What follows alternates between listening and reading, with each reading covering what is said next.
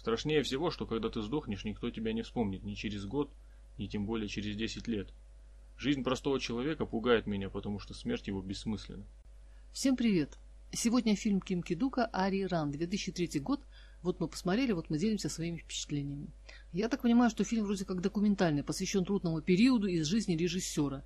Нет актеров, нет вымышленных локаций, но с другой стороны есть концепция «один Ким Ки-дук», вернее его тень, задает вопросы другому Ким Ки-дуку. И сам режиссер определяет жанр как драму. Я не снимаю 3 года фильмы, поэтому я снимаю себя на простенькую камеру и для большего драматизма плачу и даже, наверное, играю. Сказать, что меня что-то поразило... Нет, не могу, но смотрела я с интересом. Домик на горе, склон, неухоженный ландшафт. Судя по тому, что он там экскаватором что-то равнял, наверное, домик его, а может быть, этот эпизод был придуман.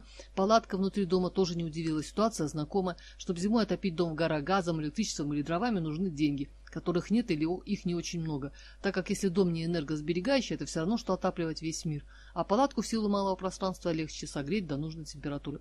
Скудная еда, рыба, скумбрия, хурма, тыква, рис, в принципе, это традиционная еда для корейцев.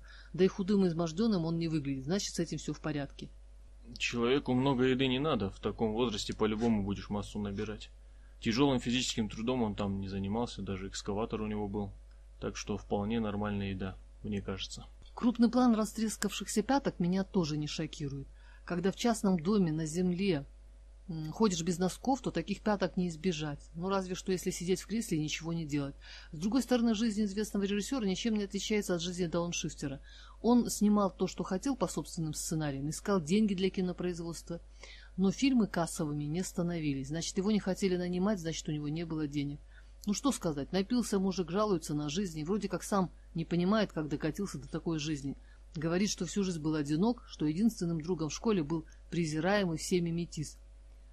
Одиночество удел талантливых людей, так что нечего сетовать. В общем, люди только мучают друг друга и усложняют вещи.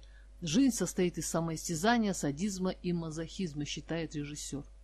Мне больше всего запомнились следующие мысли. Люди не могут быть долго вместе, потому что у каждого свои мечты. И люди приходили ко мне с уважением, а уходили, ненавидя меня. Очень правильно, метко сказано. Всегда все так и бывает. Это можно наблюдать со стороны. Большинство людей сами через это проходят, возможно, не единожды. Насчет того, что люди мучают друг друга, я не запомнил, но тоже соглашусь. В финале режиссер расстреливает цифру 69. В лото ее называют туда-сюда. Из интернета я узнала, часто число 69 наделяет человека излишней грубостью и склонностью к импульсивным нерациональным поступкам. Также такие люди могут демонстрировать ограниченность мировоззрения, оказываются достаточно непростыми в общении. И стреляет в себя. Часто самоубийцы видят в этом выход из тупика. Еще я заметил, он смотрел русские фильмы. Была слышна русская речь. Вообще самокопание, самобичевание не характерно для корейской натуры, хотя, наверное, я ошибаюсь. Скорее, это зависит от уровня образованности, а не от национальности. Забавно, он говорит, что даже школу не окончил. То есть школа сама по себе никакого образования не дает. Да и что такое образованность? Определенный набор знаний, начитанность? Или когда человек слишком много думает. Я лично для себя понял, что избыточные знания совершенно определенно мешают человеку спокойно жить. Но когда ты слишком много думаешь, это еще хуже. Ким Ки-дук в фильме как раз ругает себя за избыточность размышлений. И мне как зрителю показалось, что некоторые части можно было вырезать, чтобы не затягивать фильм. Начало неплохое, а потом очень длинное интервью самому себе.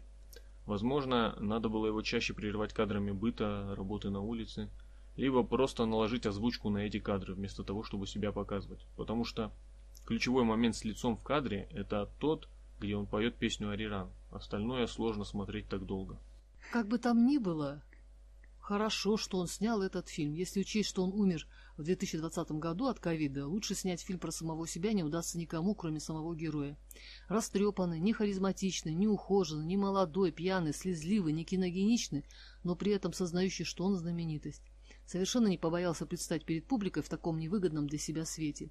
Действительно ли он соскучился по процессу киносъемки и призыву к съемке экшен, или просто хотел поделиться с кем-то мыслями о жизни, или просто дурачил зрителя: посмотрите, как я крут, я справляю нужду на морозе в огороде, а вы будете искать в этом тайно глубокий смысл.